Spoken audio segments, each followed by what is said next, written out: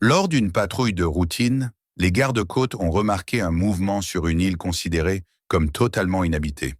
Lorsque le pilote est descendu et a observé attentivement le rivage, il est resté sous le choc. Abonnez-vous à la chaîne et écrivez dans les commentaires d'où vous regardez. Le lieutenant Ethan Collins servait dans les gardes-côtes américains depuis plus de 10 ans, et au fil de ces années, la mer avait cessé d'être pour lui un simple paysage. Elle était devenue un langage. Il savait lire la couleur de l'eau, la ligne de l'horizon, la manière dont le vent froissait la surface de l'océan. Il avait participé à des dizaines d'opérations complexes, retrouvé des navires portés disparus, évacué des familles entières sous des pluies battantes, hissé à bord des hommes dont les forces s'étaient épuisées au dernier instant.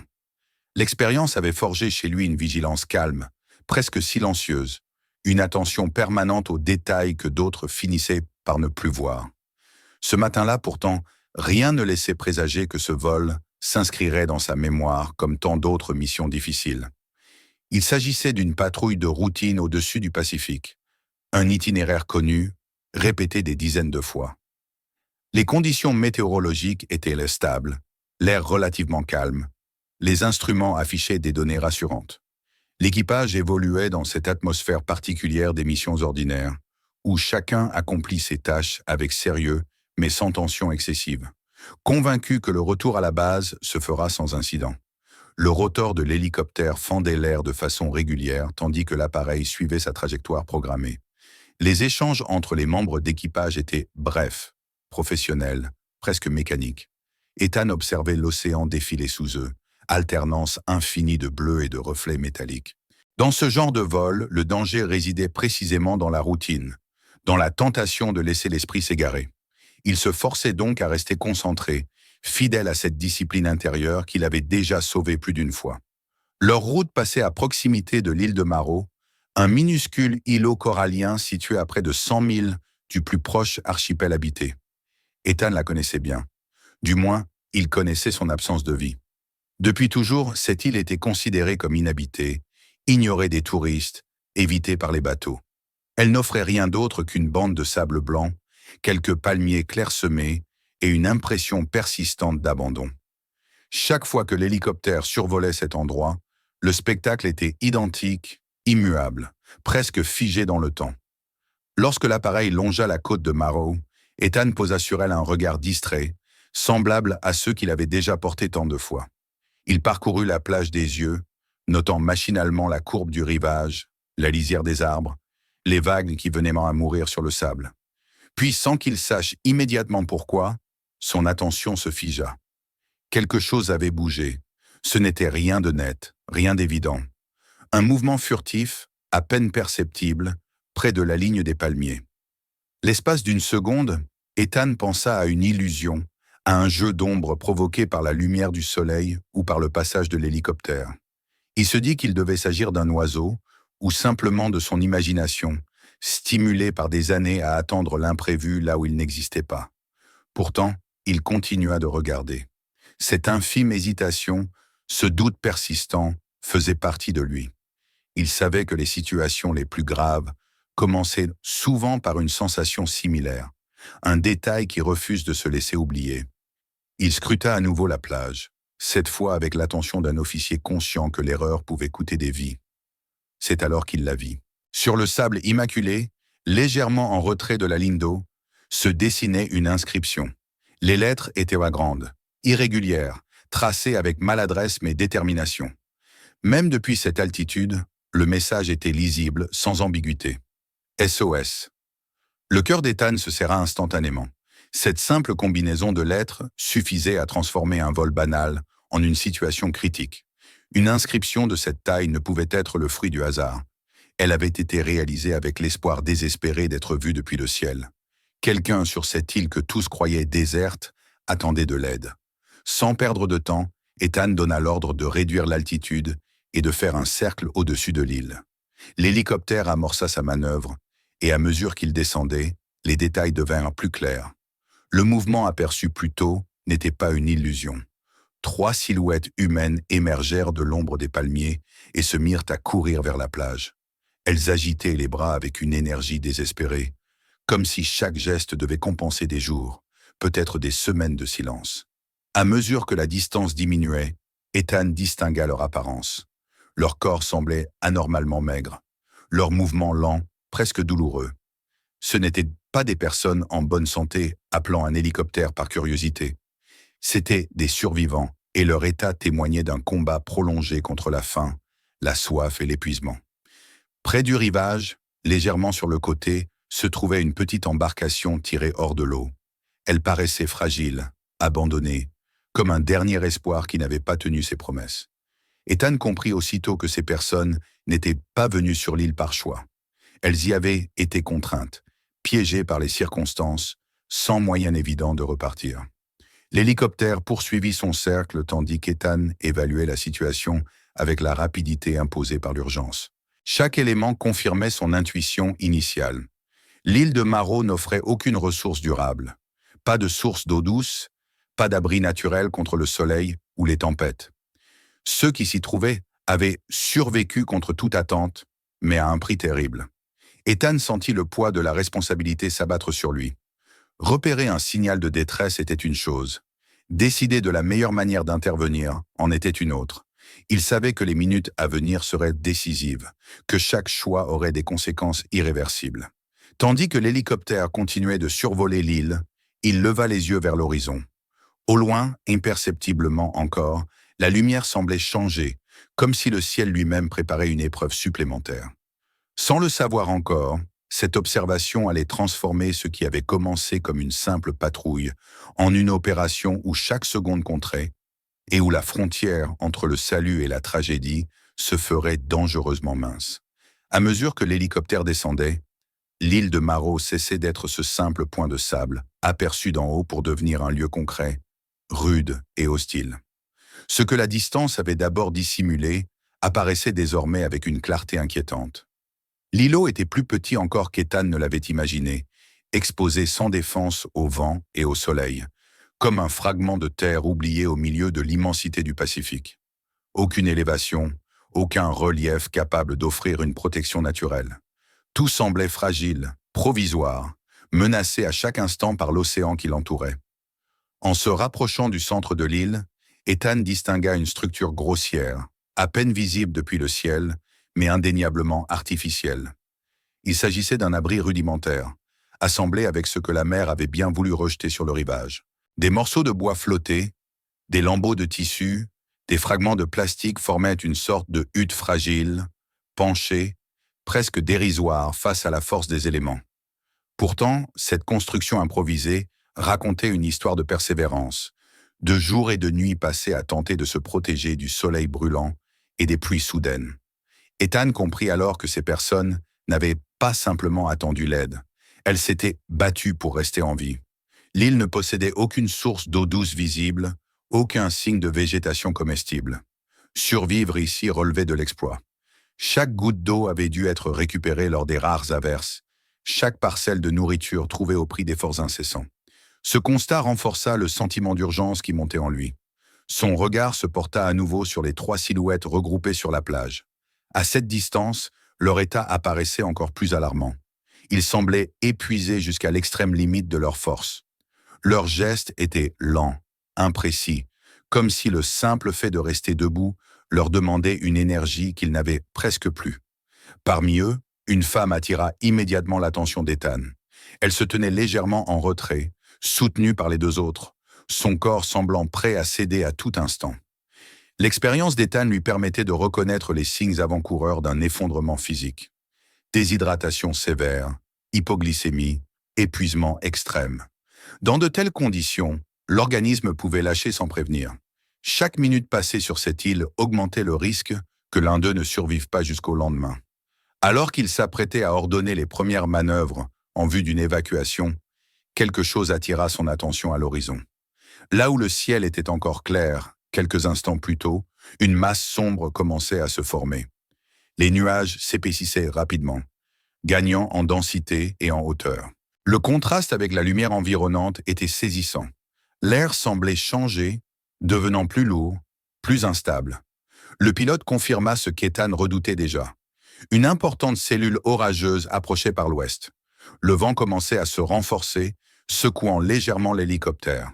En dessous, la surface de l'océan perdait son calme relatif. Les vagues se faisaient plus irrégulières, plus nerveuses. Les instruments indiquaient une dégradation rapide des conditions météorologiques. Ethan consulta brièvement les données disponibles. Le temps jouait contre eux. D'après les estimations, il ne leur restait pas plus de 30 minutes avant que la tempête ne rende toute opération de sauvetage extrêmement dangereuse, voire impossible. Ce qui, quelques secondes plus tôt, semblait être une situation claire, appelant une évacuation immédiate, devenait soudain un dilemme insoutenable. Il connaissait parfaitement les risques liés à une extraction par treuil dans des conditions de vent instables. La moindre rafale pouvait transformer le câble en une arme incontrôlable. Un balancement trop violent risquait de projeter les survivants contre le flanc de l'appareil ou de les précipiter au sol. Pire encore, si la tempête atteignait l'hélicoptère en plein milieu de la manœuvre, l'équipage entier serait en danger. Pourtant, l'idée de repartir en les laissant sur cette île était presque insupportable. Ethan sentait le poids de la décision peser sur sa poitrine. Il savait que chaque officier de la garde côtière était confronté un jour ou l'autre à ce genre de choix, où aucune option n'était réellement satisfaisante. Sauver maintenant au risque de tout perdre, ou différer en espérant que le temps leur accorde une seconde chance. Après un court échange avec le pilote et le reste de l'équipage, la décision s'imposa, dure mais nécessaire. Ils ne pouvaient pas tenter une évacuation immédiate sans risquer une catastrophe. Il fallait trouver un moyen de maintenir ces personnes en vie jusqu'à ce qu'un sauvetage complet soit possible. Ethan ordonna alors la préparation d'un conteneur de secours. À l'intérieur se trouvaient des réserves d'eau potable, des rations alimentaires, un kit médical d'urgence et un dispositif de communication. L'hélicoptère se positionna avec précaution au-dessus de la plage. Le bruit des pales résonnait violemment sur l'île, soulevant le sable et faisant ployer les palmiers. Le conteneur fut lentement descendu jusqu'au sol. Lorsqu'il toucha enfin le sable, les 3 survivants se précipitèrent vers lui avec une énergie née du désespoir. Cette vision resta gravée dans l'esprit d'Ethan. Ce n'était pas une victoire, seulement un répit, un sursis fragile accordé par les circonstances. Grâce au système de communication, ils purent enfin parler. La voix qui répondit était faible, hésitante, mais chargée d'une immense fatigue. Ils étaient sur l'île depuis 33 jours. 33 jours à lutter contre la soif, à guetter la pluie, à fouiller la plage dans l'espoir de trouver quelque chose à manger. La femme, en particulier, se trouvait dans un état critique. Son taux de sucre dans le sang était dangereusement bas. Elle avait déjà frôlé l'évanouissement à plusieurs reprises. Ethan sentit une colère sourde monter en lui, dirigée non contre quelqu'un en particulier, mais contre cette succession de circonstances qui avaient conduit ces êtres humains au bord de la mort. Il savait que, sans ces secours, il n'aurait peut-être pas survécu une journée de plus. Mais la tempête approchait désormais à grande vitesse. Les premières rafales secouèrent violemment l'appareil. La pluie commença à fouetter l'océan, réduisant rapidement la visibilité. L'île semblait se dissoudre dans un rideau d'eau et de vent. Il n'y avait plus de temps. L'ordre de repli fut donné.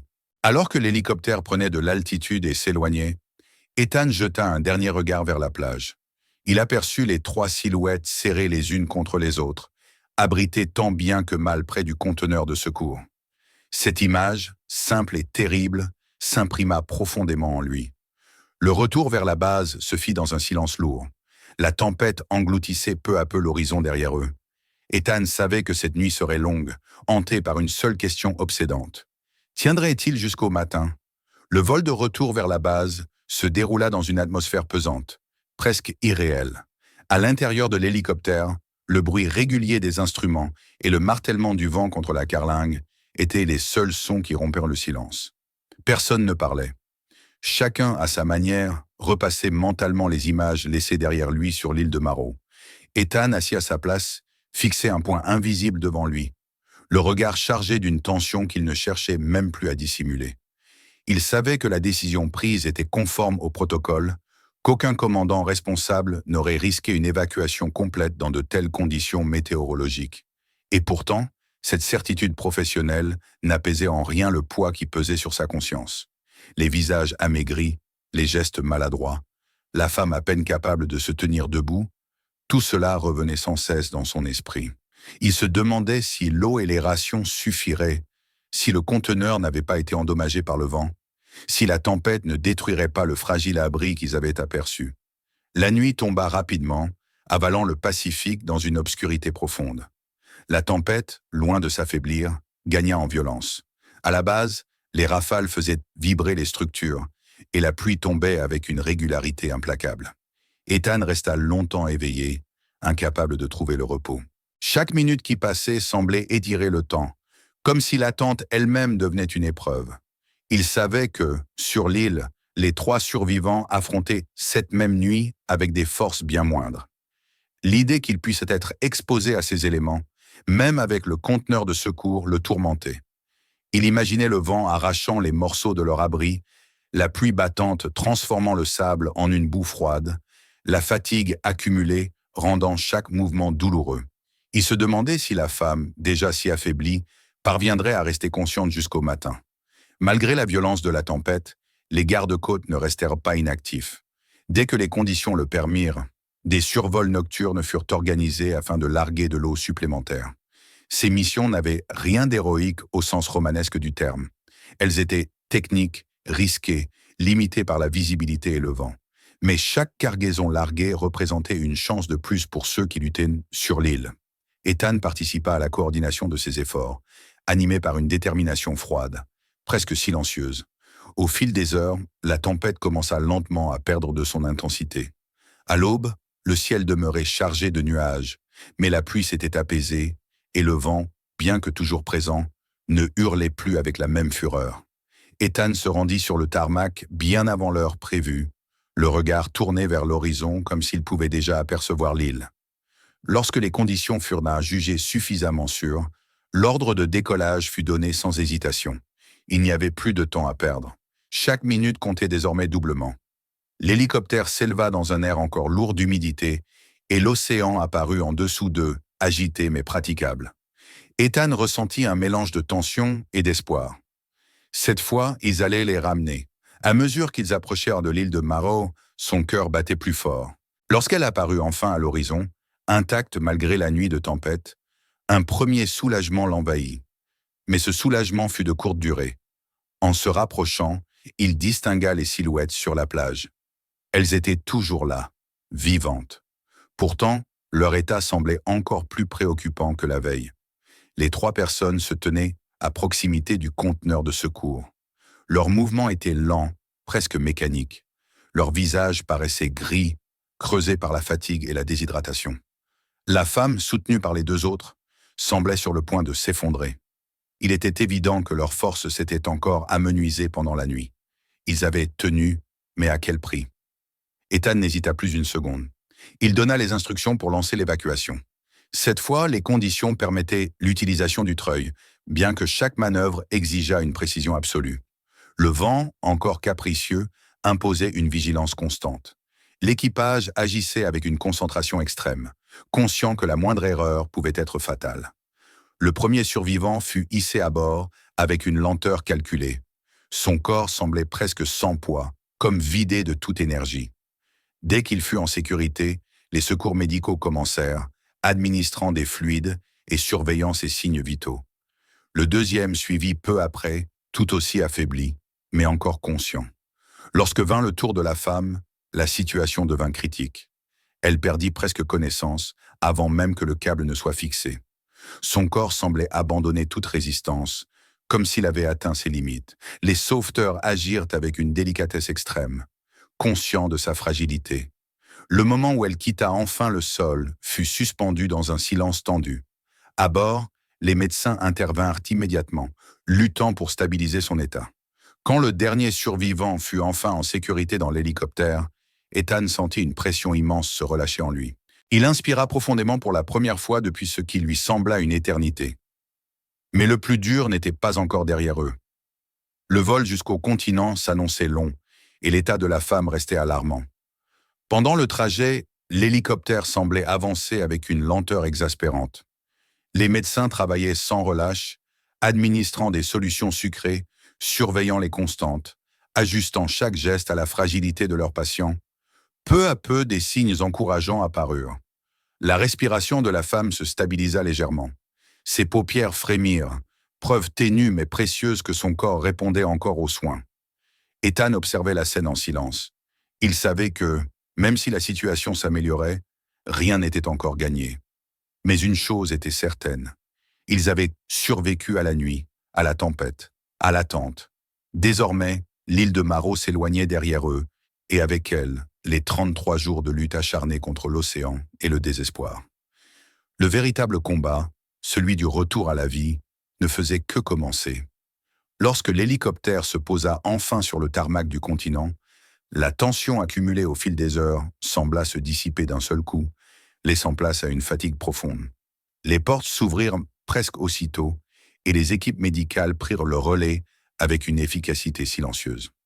Les 3 survivants furent transférés sur des brancards, enveloppés de couvertures, leurs visages encore marqués par l'épreuve qu'ils venaient de traverser. Pour eux, le bruit des rotors s'éloignant n'était plus un rappel de danger, mais le signe que l'isolement prenait fin. À l'hôpital, les médecins procédèrent à des examens approfondis. Le diagnostic confirma ce qu'Ethan avait redouté depuis le début.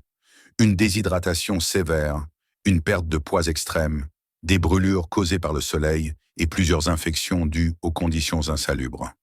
Chaque symptôme racontait une part de leur combat quotidien sur l'île. Les médecins n'employaient pas de grands mots, mais leur regard disait l'essentiel. Leur survie relevait du miracle, un équilibre fragile maintenu jour après jour par une volonté presque surhumaine. La femme, dont l'état avait été le plus critique, fut placée sous surveillance constante.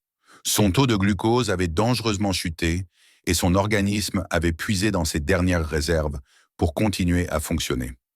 Les soins commencèrent à produire leurs effets lentement, presque imperceptiblement. Les perfusions réhydratèrent moins son corps, la chaleur et la sécurité du lieu contrastaient violemment avec la dureté de l'île qu'elle avait quittée. Chaque respiration devenait un peu plus régulière, chaque minute gagnait une victoire discrète. Les jours suivants permirent de reconstituer leur histoire. Ils étaient partis en mer à bord d'une petite embarcation, confiants dans la météo annoncée. Puis le temps avait changé brusquement. Le moteur avait cessé de fonctionner, le carburant s'était épuisé, et le courant les avait entraînés loin de toute route maritime fréquentée.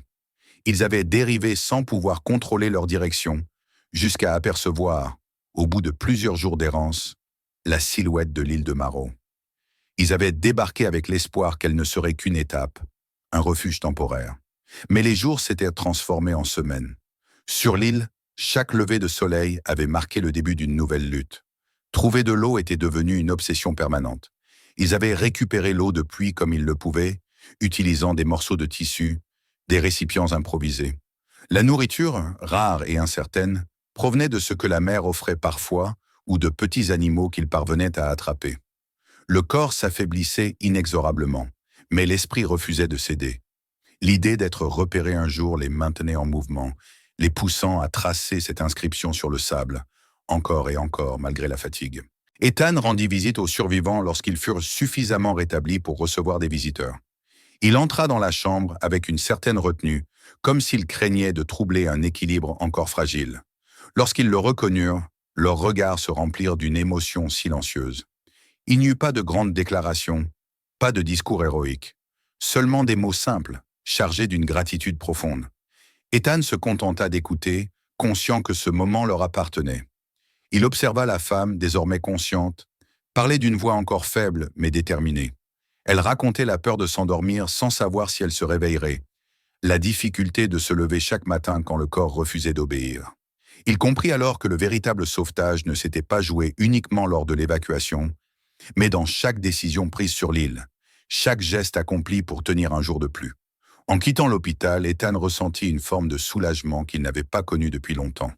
Il savait que leur rétablissement serait long, que les séquelles physiques et psychologiques mettraient du temps à s'estomper. Mais ils étaient en vie, et cela suffisait à donner un sens à chaque minute d'angoisse passée durant cette opération. Parfois, son esprit revenait à l'île de Maro. Il imaginait la plage désormais vide, les palmiers immobiles sous le soleil, et cette inscription sur le sable que la marée finirait par effacer. Le SOS tracé de mains tremblantes resterait pourtant gravé dans sa mémoire comme un rappel puissant. Même dans l'endroit le plus isolé, l'espoir pouvait prendre forme et être aperçu, à condition que quelqu'un regarde attentivement.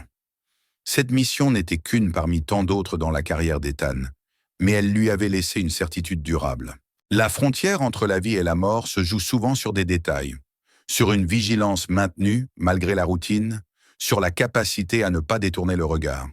L'océan continuerait d'être imprévisible, les îles oubliées resteraient nombreuses, mais tant que des hommes et des femmes veilleraient depuis le ciel, aucun appel ne serait totalement perdu. Et quelque part, au milieu du Pacifique, l'île de Maro demeurait silencieuse, témoin muet d'une histoire de survie et de résilience. Une histoire où 3 vies avaient tenu jusqu'au dernier instant, assez longtemps pour être vues, assez longtemps pour être sauvées. Si cette histoire vous a touché, n'oubliez pas de mettre un like. Abonnez-vous à la chaîne. Encore plus d'histoires vraies de survie, de sauvetage et de destin extraordinaires vous y attendent. Regardez les prochaines vidéos et les autres contenus de la chaîne. Vous y trouverez encore plus d'histoires qui font réfléchir. Et surtout, partagez cette vidéo avec vos amis. Peut-être que ce genre d'histoire est exactement ce dont quelqu'un a besoin en ce moment.